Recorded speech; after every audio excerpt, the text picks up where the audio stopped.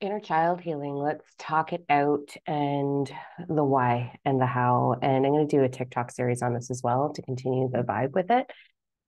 Today is day 88 of 100 Days of Surrender. So I'm going to start with saying, holy damn, what did a lot of reflecting this weekend. I had someone very, very, very dear to me transition.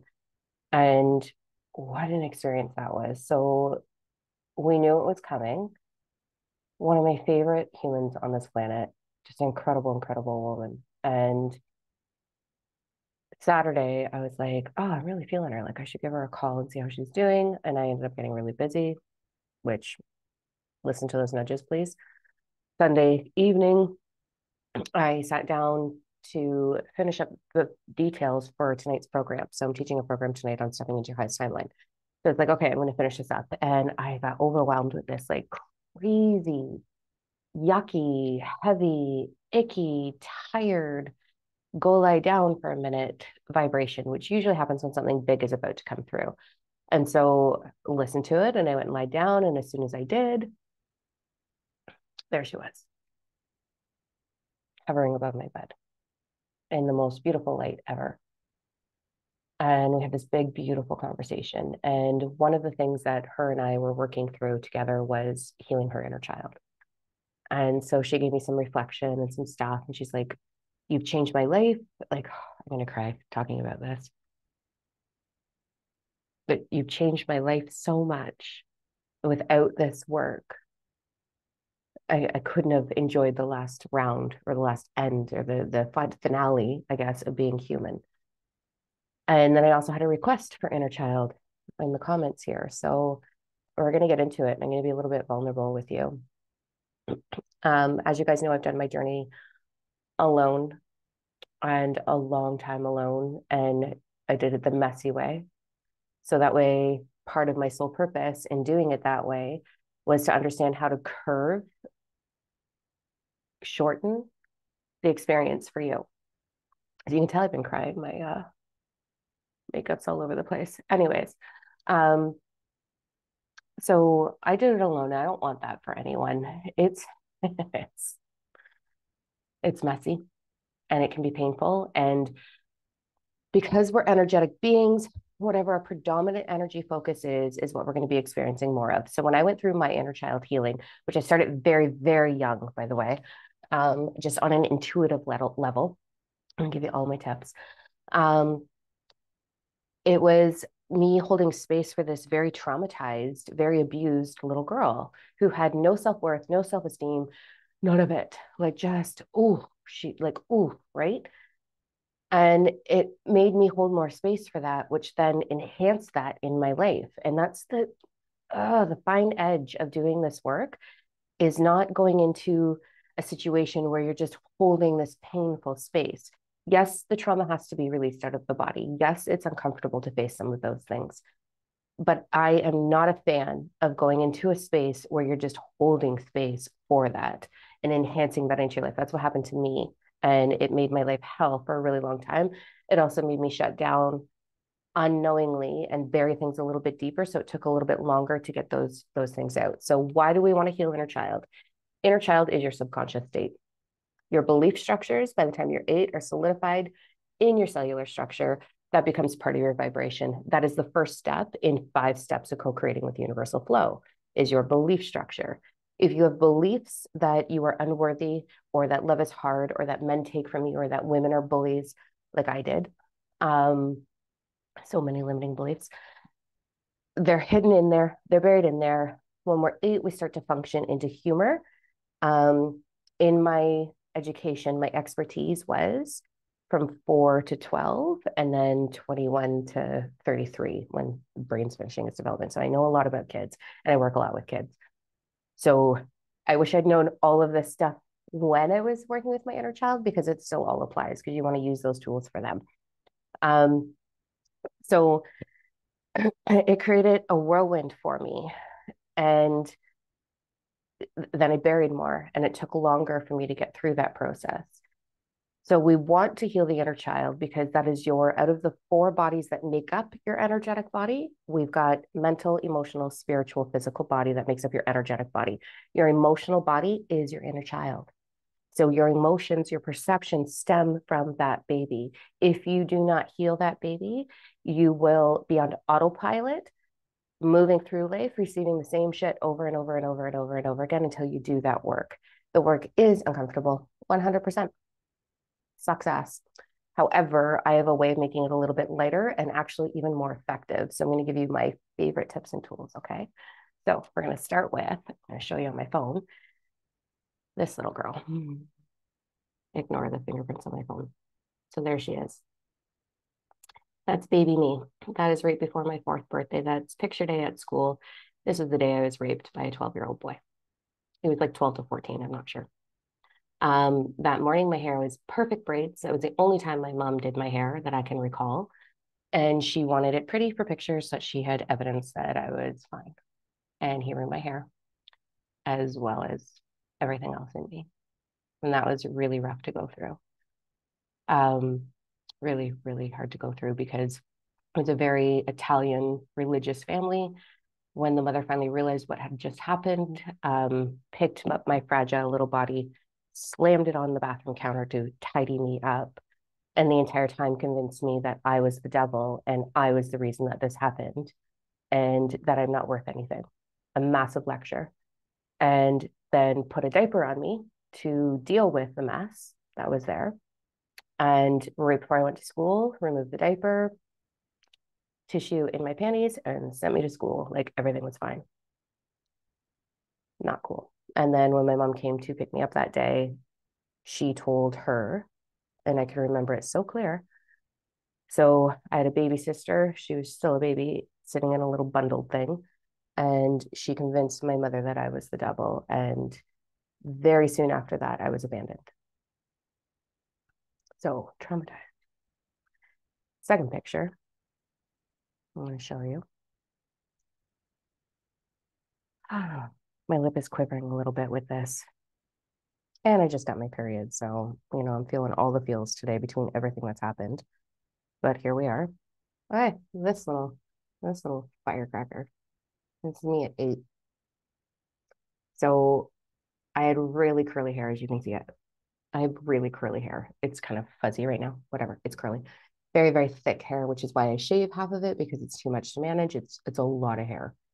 And I was in a home that was not my birth parents for some time due to all of the trauma that had been gone on in my life. And the mom that was taking care of me was a hairdresser and thought that this was the most suitable thing for me. And I was not happy about that at all because my hair was really long. Traumatized. So what I want you to do, I want you to find a picture. I want you to find a picture. It's going to hurt. You're going to cry, I promise, and you're going to get angry. But this is how to move through this. You're going to sit with a picture and you're just going to remember her. And you're just going to stare at her and you're going to see what happens. You're going to have pen and paper, a box of tissues, set yourself up for success. Number one rule, always set yourself up for success. So go into your bedroom or your bathroom, lock the door, tell your family you're taking a time out, do it when no one's home. If people are home, I like doing it in the bathroom and running the shower. So if I decide to cry or whisper yell, no one can hear me and I'm not interrupted because you don't want to be interrupted during this process.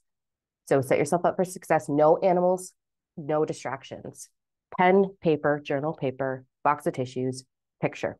And you're going to sit and you're just going to look at her or him, them. You're going to stare at them and you're going to remember them and you're going to feel them. Whatever happens, happens. Most times, this is just step one. Most times you're going to bawl your eyes out. Most of my clients bawl their eyes out. I certainly did, let me tell you. Once you move through that, you're going to revisit it and go back. The other thing that might happen is you might just go completely numb and have nothing and be like, it's okay, I love you, everything's fine. You're not in the gate yet. And that means she doesn't or he doesn't, they don't trust you. You have to build trust with that inner being because you have probably been bullying that baby just as much as everybody else did. You're probably shaming your body or your intelligence or your financial situation, or I'm not enough, or be more, or you're over giving instead of giving to that babe. you've probably been ignoring that child for quite some time. So there isn't going to be trust there on bringing that inner being to the surface. So step one is to wait till that happens. If you have a good emotional release, awesome. That means you're making momentum. Then you're going to journal just whatever comes out. The most important thing ever that I can tell you right now, never had a voice. Never had a voice. Wasn't allowed to say, you suck. Wasn't allowed to say, what you're doing is wrong. Wasn't allowed to say, I'm hurting, I'm lonely, I'm scared, I don't want this. Wasn't allowed to say, believe me. None of my stories were believed. I was just pushed aside like nothing. I wasn't valued. I wasn't seen. I wasn't heard. I wasn't understood. That is the very first thing that that baby needs from you. So you're going to sit with your journal, let it out. Let this child have a voice. They have permission under your protection to say whatever the hell they want to say. Let the ego, let it release. How dare you? How could you? I hate you. What you did was wrong. I feel like you didn't love me. Whatever needs to be said goes on paper. When you take a pen to paper, you are releasing it out of your body. You're creating it somewhere else externally, not internally. When you close that book, it doesn't belong to you anymore. So you're going to go through this process. It might take a few shots at this, okay? You just want this babe to be heard. That's number one. As you start to navigate moving forward from there, what does that babe need? What does that babe need? I don't know how. I don't know how this quirky kid still danced, still played in her room, still believed that one day she would be free. I don't know how she did.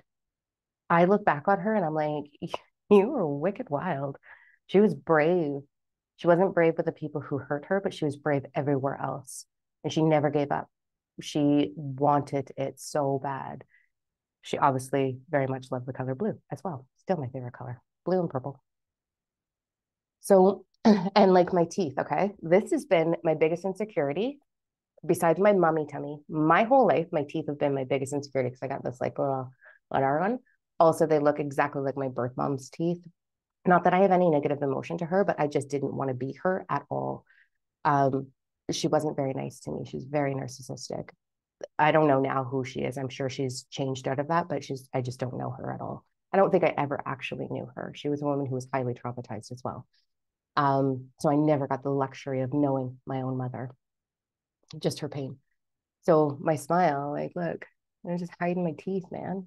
I'm 8 and I'm thinking that there's something wrong with me. Like, you don't show your teeth. So I want you to sit with the picture and I want you to discover what is that babe feeling. Give her freedom to say whatever she wants to say, or they say. What do they need to say? Then you're going to imagine moving forward, once you get this ball rolling, you're going to imagine that that child is hanging out with you. So separate it from self. Your ego doesn't know the difference between imagination and reality. So when you envision that babe hanging out with you, it is so much easier for the ego self to play along and go with the game. And as you're talking with that babe, you are talking to your inner being 100%. So things like, I love you, you're powerful, you're safe with me, I promise I'll protect you. So you're going to demonstrate everything that that baby needed. I still, to this day, I am fully through inner child healing. And I still imagine that little girl in that picture hanging out with me. Every time I'm in the car, what song do you want to listen to? I give her freedom. Give that baby freedom. I give her freedom every morning. What do you want to wear? You can wear anything you want. Let's go in the closet. Let's look. What do you want to eat for breakfast? You can have anything you want. And I live for her 100% of the time. So you're going to go through letting her be with you. Generally, 8's a really good spot to start. So you're going to do that. And then you're going to go through a whole series of doing the exact same thing with 2-year-old you, 4-year-old you, 20-year-old you, 30-year-old you, all of the yous. So this takes time to go through. The initial pain is that initial connection. You don't have to go to a picture for every version of you. It's very helpful. But once you build that bond with the inner being, usually you can just move through and imagine that they're with you. You want to sit, you want to converse. Every time I have a bath, every time, which I love a good bath, let me tell you. Imagine that whatever version of me that needs the love right now is sitting on the toilet seat, hanging out with me. And I'm like, okay, let's talk about our life. Like, here's where we're at. Here's what we have brought into our lives. Here's what we're living. Here's our career, our home, our clothes, our body, our friends, our family, our lover. Like, this is what it looks like. Here's our dog. And it just brings in this beautiful inner peace and safety. That's your goal, is to make any past version of you safe, secure, valued, seen, understood, and accepted. So you get to play with it in that fashion. Another little tip if you're having a hard time. This one's a trigger too. One to make you cry. So, and I've shared this very publicly, this piece. We all have that one go fuck yourself song, like, fuck you. And I had one for my parents when I was in my like late 20s, mid 20s. Because that was a rough situation. But anyway, and it was Numb by Linkin Park. Okay. So you can look up the lyrics. Like, I've become so numb. I'm so tired of being what you expect me to be. Really beautiful song. I really love it still to this day. And that was my like song to the world. Here's the trick. You're going to go back to your fuck you song, or that one song that is like your power song, right? And you're going to listen to the lyrics and imagine it's your inner child talking to you. Powerful. Very powerful. So those are some of the tips. So that's why we want to do it. Those are my biggest tools on how to do it, and it takes time. It can be a very beautiful, delicate journey. It's messy in the very beginning. Yes. Oh, I've got one more tool to add. Okay. Sometimes you forget what you know, right? So it can be messy, but I don't want you to hold space for what has happened. I want you to be able to rewrite that script. You're going into these beliefs and rewriting them. If you jump to heads up, if you just immediately go into, I am worthy, you are worthy, I am worthy, you are worthy, that's the root of everything. You are going to let every belief that's on top of that, if you pull that root, crumble and be a big mess. Nope. You want to just deal with them as they surface, because your body will surface what it needs in order. Your body's not going to mess it up. Your body's an incredible mechanism. So is this, by the way. So you're just going to let them surface. So here's the other really powerful tip. This, I can't even believe I didn't start with this one. Oh, ready? Every single memory that is negative, that is traumatizing, that is painful, you are going to bring it up. Let it come up on its own. It's way better that way, but you can go play in the memories. So you're going to bring that memory up and you're going to pause it. And you're going to imagine you right now, this version of you, walking into that memory and being like, hey, you're mine. This isn't happening. Not a chance. This is over. You're coming with me. And take them, leave, and sit with them. Just close your eyes and sit with them and be like, I've got you. That's not happening anymore. It's over. So rewarding, so empowering. If you want to, you can pause that memory. You can do the same thing and then be like, what do you want to say? What do you want to say to them? How dare they? Let's write it out and go into your journal and dump it out and be like, okay. Because that's how you're going to find what that babe really truly believes. That's where you're going to find all your limiting beliefs. You're going to dive in, you're going to find them, you're going to be able to know exactly what that babe needs to hear from you, experience from you, in order for her, him, them to move forward in ease, in peace, and in safety. And once that happens, there'll be this defining moment when you go through this journey, and it's undeniable. This is how I know someone is healed, because I work with thousands of clients across the planet, right? I've been teaching this a really, really, really long time.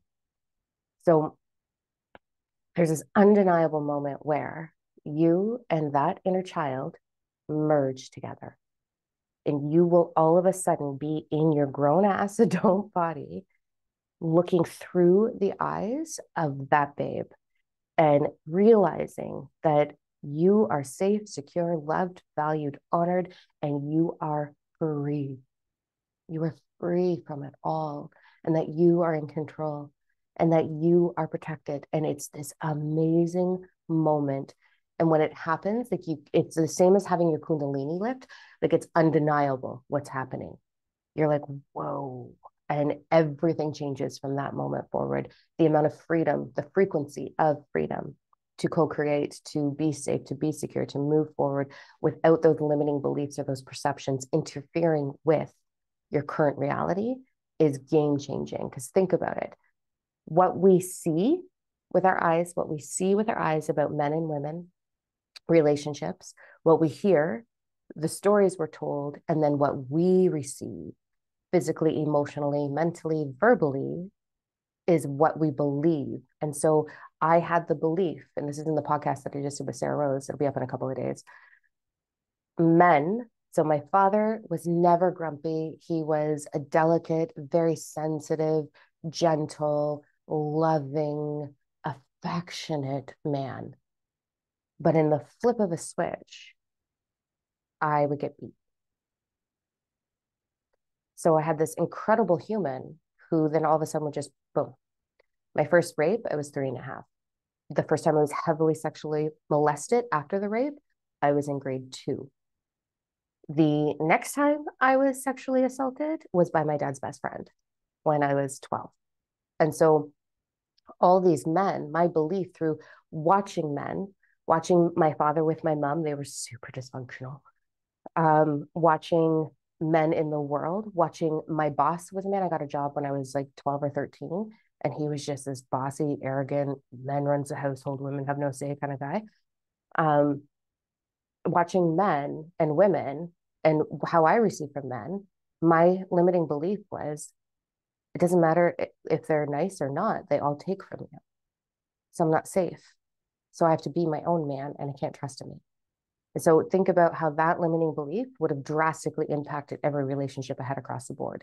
Because my truth was the opposite. My truth was I desire a loving partner. So every time I attempted having a loving partner, I would go into panic anxiety mode, trying to make this relationship work, trying to fix what could have been broken, constantly searching for when they were going to hurt me or take from me. And so then I would sabotage myself by taking away my own inner peace or giving up my finances like crazy, which I did way too many times. Fuck.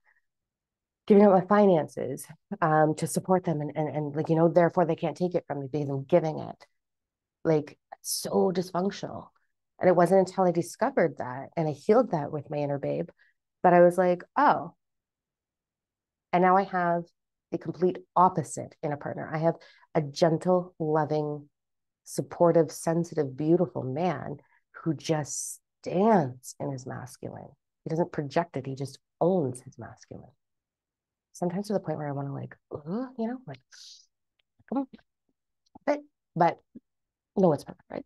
I know I drive him crazy. So anyway, yeah. So go diving. Go diving. Today is a day that losing this woman that was very close to me has brought up the day that I lost my grandma. She was my world. She was the only woman that I ever saw that was completely fierce and bold, unstoppable. Woman was fire. Red hair, red lipstick, red nails, red shoes, red car, singing, drinking, chain smoking, unfiltered. I don't give a fuck about anything. Like just wicked ass cool gypsy and an entrepreneur. And so she was such an inspiration to me. She was my ride or die. Like we were so tight. And so losing my dear friend, soul sister, is sort of like resurfaced that because I love this woman a lot. And so today I'm spending time with my inner child, with the past self, the version of me that lost grams and the version of me that was saved by her over and over again. I'm just celebrating women, celebrating her, my inner being, and letting her celebrate me. And in that process, this beautiful thing of I've got you, she will turn around and look at you and go, I've got you. And oh, so good. All right, that's day 88. The how and why on inner child and a little bit of my world. Now you guys know what I look like when I was little. All right, I'll see you tomorrow. Have a great one.